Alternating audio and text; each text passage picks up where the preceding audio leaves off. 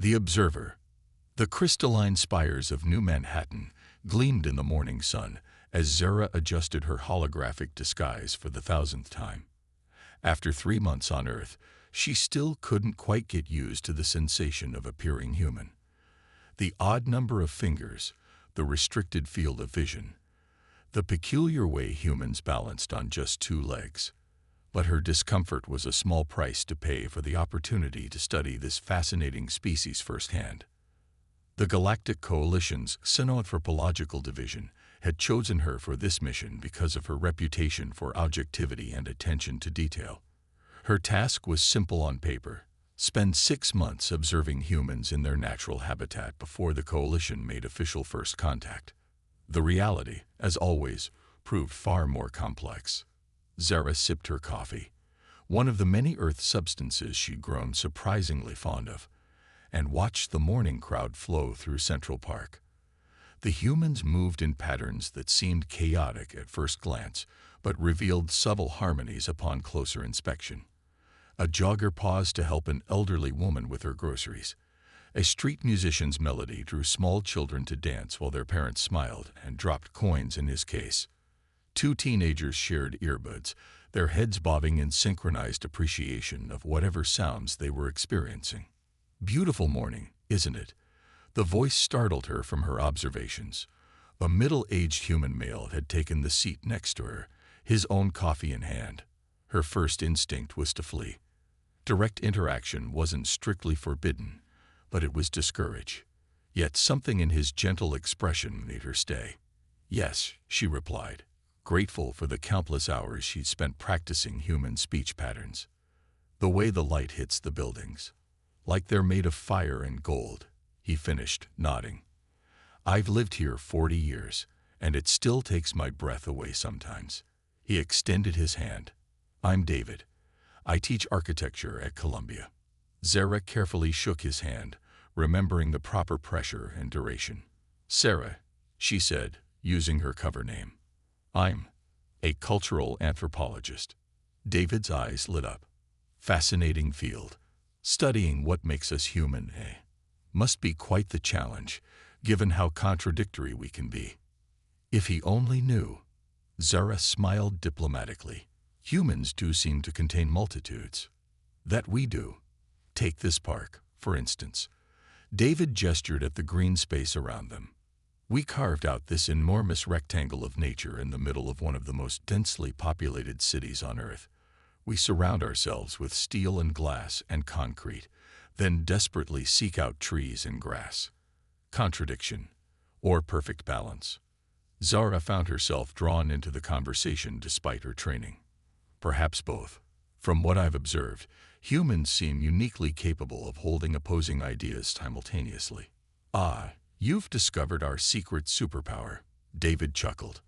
"We're walking paradoxes, the lot of us.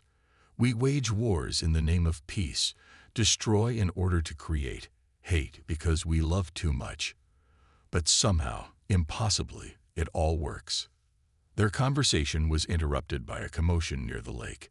A child had fallen into the water, and within seconds, 3 different strangers had rushed to help. One dove in directly, another called emergency services, while a third comforted the panicked mother. The rescue was accomplished so quickly and efficiently that it seemed choreographed. "See what I mean?" David said softly. "No one told those people to help. They didn't stop to consider the cost or benefit. They just acted, each finding their role in the moment. It's beautiful, really." Zara watched as the soaking wet child was reunited with their mother, as the crowd dispersed with many stopping to check if help was needed, as the rescuer waved off praise with embarrassed smiles. She thought of her own society, where such situations would be handled by designated emergency responders following careful protocols. How do you maintain order? She found herself asking. With everyone acting on individual initiative, how does anything get done? David considered this. Maybe order isn't always what we need. Sometimes chaos breeds innovation. Sometimes the messiness of human interaction creates something more beautiful than any planned system could achieve. As if to illustrate his point, the street musician from earlier had begun playing again, this time a soulful melody that seemed to capture the emotional resonance of the rescue they'd just witnessed. People paused in their paths, connecting through the shared experience of the music. As the sun climbed higher and David prepared to leave for his afternoon lectures, Zara realized she'd learned more about humanity in one conversation than in weeks of careful observation. Humans, it seemed, could only truly be understood through interaction, through the messy, beautiful process of connection. That evening, as she prepared her daily report for the coalition, Zara found herself struggling to maintain her usual clinical detachment. How could she convey the way David's eyes crinkled when he laughed? The spontaneous kindness of strangers during the lake rescue, the ineffable quality of human connection that seemed to defy scientific categorization. In the end, she wrote simply, "Humanity's greatest strength may lie not in their technology or their resilience, but in their capacity for meaningful connection across all boundaries. Recommend proceeding with first contact initiatives with this understanding as our foundation." As she sent the report, Zara looked out at the city lights beginning to twinkle in the gathering dusk. Somewhere out there, David was probably sharing his thoughts on architecture with eager students.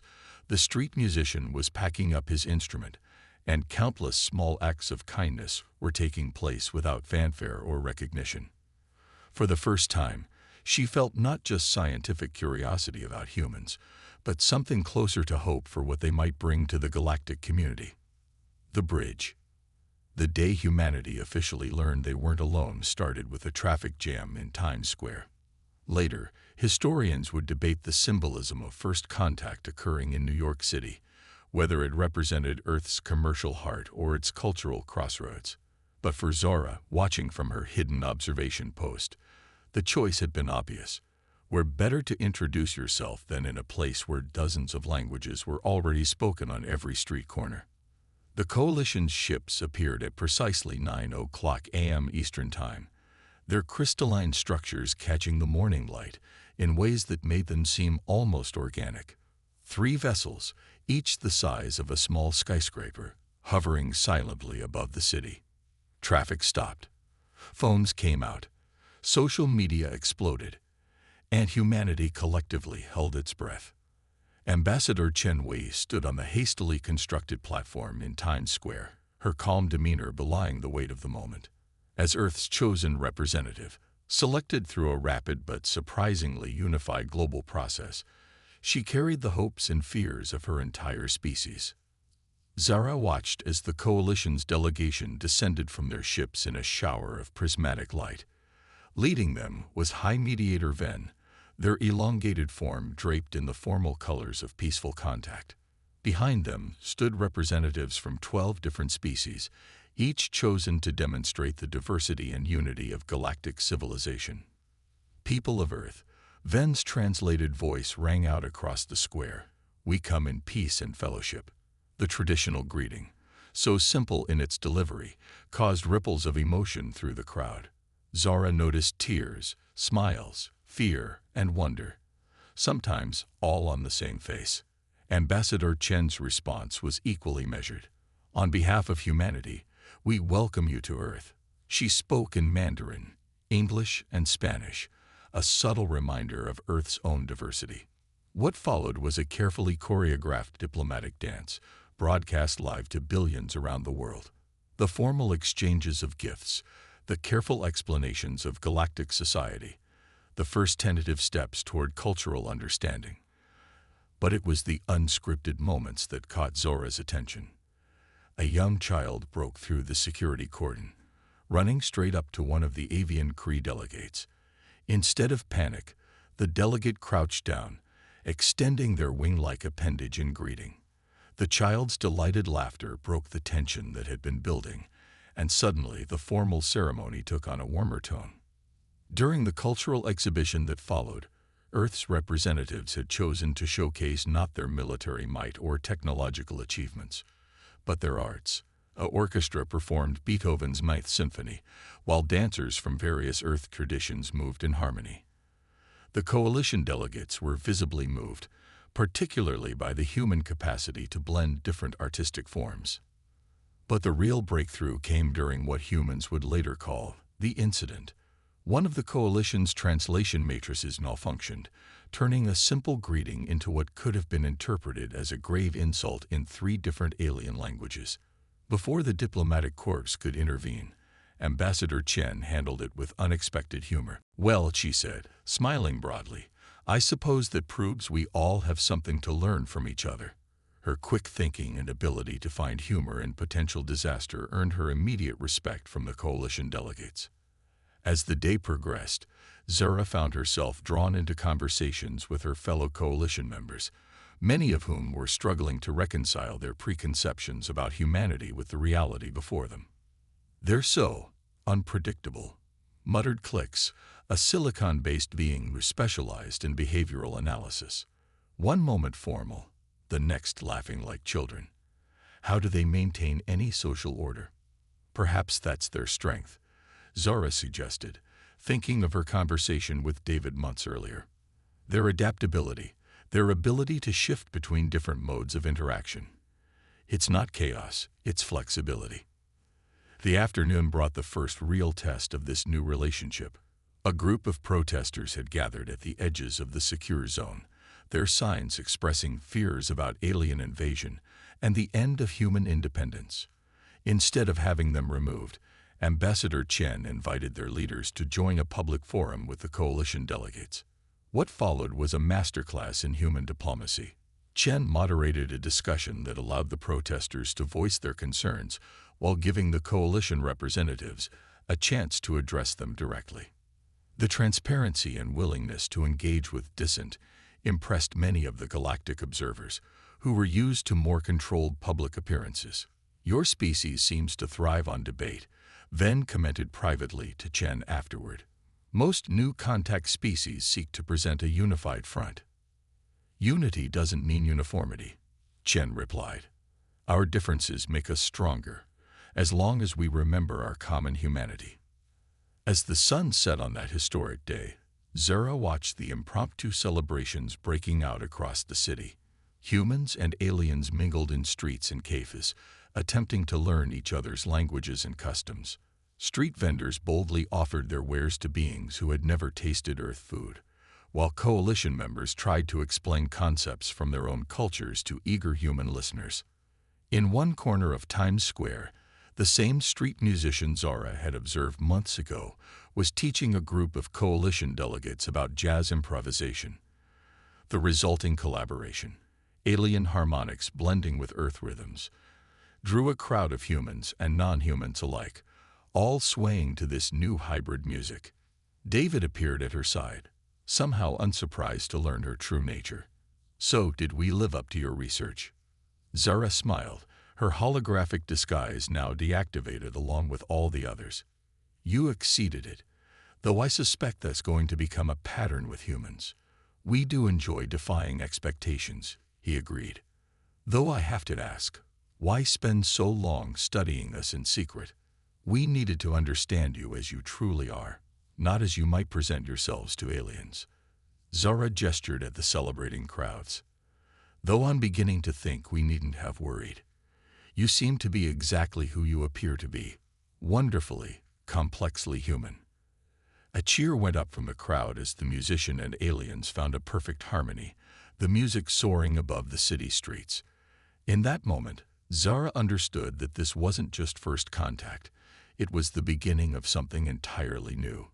Humanity wasn't just joining the galactic community, they were going to transform it.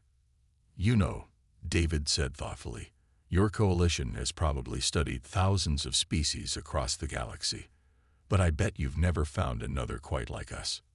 Zara watched as a group of children taught a floating crystalline being how to play hopscotch, while their parents exchanged recipe ideas with a photosynthetic diplomat. "No," she agreed, "there's definitely no one quite like humans." The night sky above New York blazed with stars and the lights of coalition ships. But for once, no one was looking up. All eyes were on the ground, where the future was being written in countless small interactions between species who, just that morning, had been strangers. The challenge. 6 months after first contact, the honeymoon period was abruptly shattered. Zara was present in the Coalition's Emergency Council when the news arrived. The Nexus, a highly advanced and notoriously aggressive species from the galaxy's outer rim, had set their sights on Earth. The Council Chamber, a vast amphitheater orbiting Jupiter, erupted in chaos. The Nexus were well known for targeting emerging civilizations, strip mining their resources, and leaving devastated worlds in their wake. Their technology far surpassed Earth's capabilities, and their battle tactics had proved nearly impossible to counter. "We must evacuate Earth's population," suggested one council member, their bioluminescent patterns flashing with anxiety. "We can resettle them across Coalition worlds." 8 billion people, another countered. "It's logistically impossible." "Then we must defend them," declared High Mediator Ven. "Earth is under Coalition protection." A harsh laugh cut through the chamber. "With what fleet? The Nexus have already destroyed our primary defense forces in the Carina sector. We barely have enough ships to protect our core worlds." Zara watched the debate with growing frustration. Has anyone considered asking the humans what they think? The chamber fell silent. Then, almost reluctantly, they activated the quantum link to Earth's United Defense Council. Ambassador Chen's hologram appeared alongside military and scientific leaders from Earth's major nations. As the situation was explained, Zora expected to see fear or resignation. Instead, she saw something that had become familiar during her time on Earth: determination. "How long do we have?" asked General Sarah Martinez, Earth's newly appointed defense coordinator. "The Nexus fleet will reach your solar system in approximately 3 Earth months," Ven replied. "Then we have time," Chen said calmly. "We request all available data on Nexus technology and tactics, and will need the Coalition's help with a few specific projects." What followed was perhaps the most remarkable display of human innovation the galaxy had ever witnessed. Rather than accepting either evacuation or conventional defense, humanity proposed a third option: changing the rules of engagement entirely. Dr. Amit Patel, head of Earth's Scientific Coalition, explained their plan. "The Nexus rely on quantum-based targeting systems for their weapons, correct? We propose introducing a form of quantum interference that would essentially make Earth invisible to their targeting computers." "Impossible," declared the Coalition's chief scientist. "The energy requirements alone would be met by repurposing our global power grid," interrupted Dr. Emily Chang. "We've already begun the modifications, but we'll need Coalition help to extend the field beyond our atmosphere." It wasn't just defensive innovations. Humans had analyzed the Nexus battle tactics and found what everyone else had missed: patterns. The Nexus, for all their technological advancement, were surprisingly predictable. "They always follow the most efficient path," explained General Martinez. "Their strategies are perfect, mathematically speaking. But that's their weakness. They don't account for the irrational." Earth's plan was audacious. While the quantum interference would protect the planet, a series of small, highly maneuverable ships, piloted by human-AI partnerships, would engage the Nexus fleet. The ship's movements would be deliberately unpredictable, using strategies drawn from everything from ancient naval warfare to dance choreography. "They'll be expecting us to either flee or mount a conventional defense," Martinez continued. "They won't be prepared for ships that move like a swarm of angry wasps, or that use ballet formations as attack patterns." The Coalition Council was skeptical, but with no better options, they agreed to provide the requested support. What followed was a frenzy of preparation that showcased humanity's ability to unite in the face of existential threat. The global power grid was transformed in weeks. Particle accelerators were repurposed into quantum field generators. Artists worked alongside military strategists to design battle formations that were as unpredictable as they were effective. Every scrap of usable technology was directed toward the defense effort. But perhaps most remarkably, Earth didn't descend into panic. Instead, communities organized. People volunteered for civil defense, learned emergency procedures, and helped strengthen infrastructure. Street artists painted murals of hope on building walls. Musicians composed battle hymns that blended Earth's musical traditions with alien harmonies. David, who had been appointed as a cultural liaison to the coalition, explained it to Zara one evening as they watched the defense preparations from his rooftop. Humans have always told stories about facing impossible odds, he said. David versus Goliath, the 300 Spartans, the Battle of Britain. We don't just face challenges, we find ways to overcome them that no one else would think of. The day the Nexus fleet appeared in the solar system, Earth was ready. The quantum interference field snapped into place, rendering the planet virtually invisible to their targeting systems.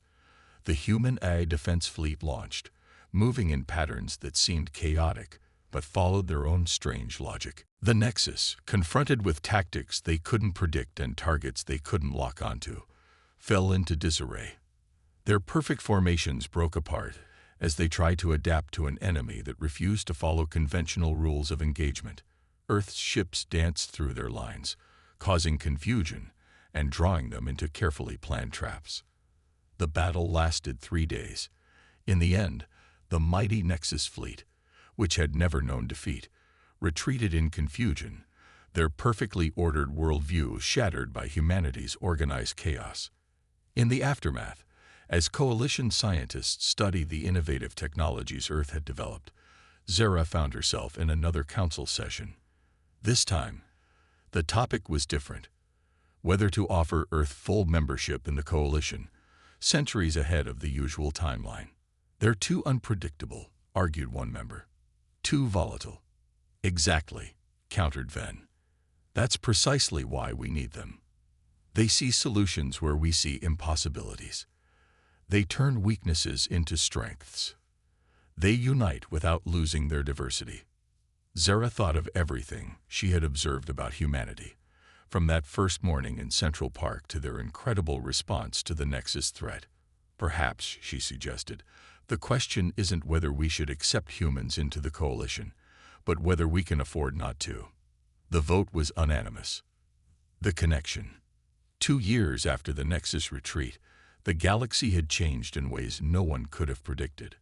Earth, once considered a backwater world on the spiral arm of an unremarkable galaxy, had become the beating heart of cultural revolution throughout coalition space. Zara stood in the newly constructed Galactic Cultural Exchange Center in Dubai, watching as beings from 1,000 worlds moved through exhibits of Earth art, listened to human music, and participated in what humans called workshops. The building itself was a testament to the fusion of human creativity and alien technology. Its organic curves seemed to defy gravity, while its walls shifted colors in response to the emotions of those within. "We've created something entirely new here," David said, joining her at the observation deck. Now serving as the center's director, he had become one of the key figures in facilitating cross-species artistic collaboration. Watch this. Below them, a group of crystalline beings from the Andromeda galaxy were learning Earth dance movements from a human instructor. Their natural bioluminescence created trails of light as they moved, adding an unexpected dimension to the traditional choreography. Meanwhile, human dancers were incorporating the crystalline beings' natural light patterns into their own movements, creating a hybrid art form that had never existed before. "It's not just art," Zara observed. "Humans have changed how the entire coalition approaches problem-solving." She was right. The human factor, as it had come to be known, had transformed everything from diplomacy to scientific research. The coalition, which had long relied on logical, methodical approaches, was learning to embrace human intuition and creativity. In the medical sector, human doctors had introduced the concept of bedside manner to alien healers, revolutionizing healthcare across the galaxy. The simple idea that emotional well-being could affect physical healing had never occurred to many species. Now, recovery rates were improving dramatically as alien medical practitioners learned to combine their advanced technology with human emotional intelligence. Earth's entertainment industry had exploded into galactic markets. Human stories, with their complex emotions and moral ambiguities, fascinated alien audiences. Coalition species, many of whom had highly structured storytelling traditions, were discovering the appeal of human narrative unpredictability. Reality shows featuring cross-species cultural exchanges became the most watched programs in coalition space. But perhaps the most profound change was in education. The Earth Exchange Program brought students from across the galaxy to study alongside humans, while young humans traveled to alien worlds. These exchanges led to breakthrough after breakthrough as different ways of thinking combined in unexpected ways. Remember when everyone thought we were too chaotic to join the coalition? David smiled, watching a group of young humans teaching alien visitors the concept of jazz improvisation. Now they're sending their children to learn our chaos. Zara had to agree. The coalition had always valued order and predictability, but humanity had shown them the power of controlled chaos, of innovation through imperfection. Even the most conservative coalition species were beginning to experiment with human-inspired approaches to art, science, and social organization. In the technology sector, human engineers had introduced concepts that seemed counterintuitive to alien scientists, but proved remarkably effective. The human practice of debugging, deliberately introducing errors to find system weaknesses, had revolutionized coalition computer science. Human-style brainstorming sessions, where no idea was too outrageous to consider, had led to breakthroughs in faster-than-light travel and energy production. One afternoon, Zara attended a remarkable event, the first-ever Galactic Poetry Slam. Poets from hundreds of species performed works that blended their traditional forms with human-style emotional expression. A meridian gas being performed a poem about love using a combination of color changes and earth metaphors. A collective consciousness from the Carina sector presented a piece about individuality that brought tears to human eyes, despite being partially expressed in mathematical equations. "We're not just sharing culture," David explained later, as they watched the sun set over Dubai's transformed skyline.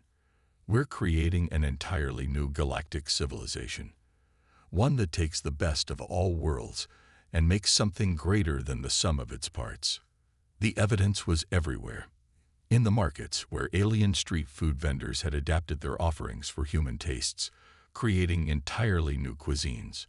In the universities, where human philosophers debated consciousness with collective intelligences. In the parks, where children of all species played games that combined elements from a dozen worlds. Even in business and diplomacy, the human touch had proved transformative. Earth's concept of win-win negotiations had resolved conflicts that had persisted for millennia. Human-style team-building exercises, initially met with skepticism, had become standard practice in coalition organizations. "There's something happening in the Arcturus sector," David mentioned, checking his quantum tablet. "A dispute between two species that's been going on for centuries. They've requested human mediators." "Why humans specifically?" Zara asked, though she suspected she knew the answer. "They said they need someone who can think around corners. That's becoming a common phrase in coalition space, you know. It means to think like a human." The sun dipped below the horizon, casting the city in twilight. The building's walls shifted to a deep purple, reflecting the collective calm of its occupants. In the distance, a group of aliens and humans were having an impromptu musical jam session, blending sounds that had never been combined before in the history of the galaxy. "We've changed your civilization," David said thoughtfully. "But you've changed us too. Humans had always dreamed of reaching the stars, but we never imagined how much it would transform us. We're becoming something more than we were, while somehow remaining essentially human." Zara watched as a holographic display showed similar scenes playing out in cultural centers across Earth, in New York, Tokyo, Nairobi, Sao Paulo. Everywhere, humans and aliens were finding new ways to connect, to create, to combine the best of their cultures. "Perhaps that's humanity's greatest gift to the galaxy," she suggested. "Not just your creativity or your unpredictability, but your ability to change without losing yourselves." to adapt while maintaining your essential nature. The evolution. 10 years after first contact, Zara stood in the observation dome of the newly completed Harmony Station, watching Earth rotate slowly beneath her. The space station, a joint human coalition project, embodied everything that had changed in the past decade. Its design incorporated elements from 100 different species, yet somehow remained distinctly human in its emphasis on communal spaces and unexpected beauty. Still studying us. David's voice came from behind her. Now silver-haired but as energetic as ever, he had become Earth's primary ambassador to the coalition. His unofficial title, Bridge Builder, had been given to him by a young Arcturian who had been impressed by his ability to connect seemingly incompatible species. Always, Zara replied, smiling. Though I'm not sure who's studying whom anymore. She had a point. The lines between observer and observed had blurred over the years. Humanity had joined the galactic community not as junior members but as catalysts for change. The coalition itself had evolved from a structured, hierarchical organization into something more fluid and adaptive, something more human. The station's main concourse below them buzzed with activity. A group of human children played with young Meridians, their laughter mixing with the musical tones of alien joy. In one corner, a human chef collaborated with a silicon-based life form to create cuisine that could be enjoyed by multiple species. Artists from dozens of worlds worked on a massive mural that seemed to shift and change as different species perceived it through their various sensory organs. "We have a saying on my world," Zara said. "Change is the only constant." But we never truly understood what that meant until we met humans. You don't just accept change, you embrace it, shape it, celebrate it. Their conversation was interrupted by a priority alert. A holographic display materialized, showing a situation developing in the Carina sector. The Nexus had returned, but not as conquerors this time. Their fleet had arrived at a coalition outpost, requesting asylum. "They want to learn from us," David read from the report, amazement in his voice. "The species that once threatened to destroy Earth now wants to understand how we think." The news spread quickly through the station. 10 years ago, such a development would have thrown the coalition into chaos. Now, teams of human and alien diplomats were already mobilizing, preparing to welcome even former enemies into the growing galactic community. "When you first arrived on Earth," David said thoughtfully, "did you ever imagine it would lead to this?" Zara thought back to that morning in Central Park, watching humans go about their lives, trying to understand their contradictions. "No," she admitted. "We thought we were studying an emerging civilization. Instead, we found teachers." The station's observation dome filled with the light of Earth's sunrise. Below them, the planet that had seemed so isolated a decade ago now served as the crossroads of galactic civilization. Ships from 1,000 worlds moved through carefully choreographed orbital patterns, their designs reflecting the blend of human intuition and alien technology that had become the hallmark of the new age. "You know what the most remarkable thing is?" David gestured at the scene below. "We haven't lost ourselves. Every advancement, every change, every new connection, it's all made us more human, not less." He was right. Despite all the changes, despite the incredible technological and social advances, humanity had retained its essential nature.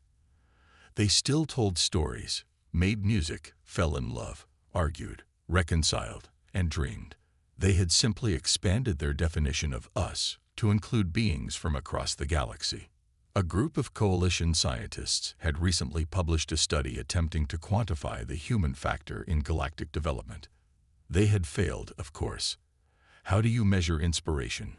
How do you quantify the impact of a smile, a song, a story that bridges the gap between stars? The coalition's stenanthropologists still send observers to Earth, Zara noted. But now they're not just studying humans. They're studying how different species interact with humans, how those interactions create something new. "And what have they learned?" David asked, though his smile suggested he already knew the answer. "That humanity's greatest strength isn't your technology, or your creativity, or even your adaptability. Zara replied, "It's your capacity for connection. You see possibilities for friendship in ancient enemies, possibilities for art in scientific data, possibilities for growth in every challenge." As if to emphasize her point, an alert showed another breakthrough from the human-alien research teams, a new form of quantum communication that used principles derived from human music theory. Impossible by conventional scientific logic, yet somehow it worked. "We're planning an expedition," David said after a moment. "Beyond the Coalition's known space, we'll be taking a fleet of ships crewed by mixed species teams. Want to come along? After all, you're the galaxy's foremost expert on humans." Zara looked at her old friend, then back at the Earth below, then at the stars beyond. "Still studying us after all these years?" "Always," he replied, echoing her earlier response. "Though now we're all students and teachers together." As they stood there, watching the endless dance of ships around Earth, Zora reflected on how far they'd all come. The galaxy had changed, humanity had evolved, and yet the essential truth she'd discovered that first morning in Central Park remained. Humans were at their best when connecting with others, when building bridges across the vast distances between stars and souls. The next chapter of galactic history was about to begin, and once again, humanity would help write it, not through conquest or domination, but through connection, creativity, and an endless capacity for growth. "Yes," Zara said finally. "I'll come along. After all, someone needs to document what happens when humanity reaches the stars." "Oh," David smiled, "I think we're just getting started." Above them, the stars beckoned, filled with endless possibilities for those willing to reach out and connect.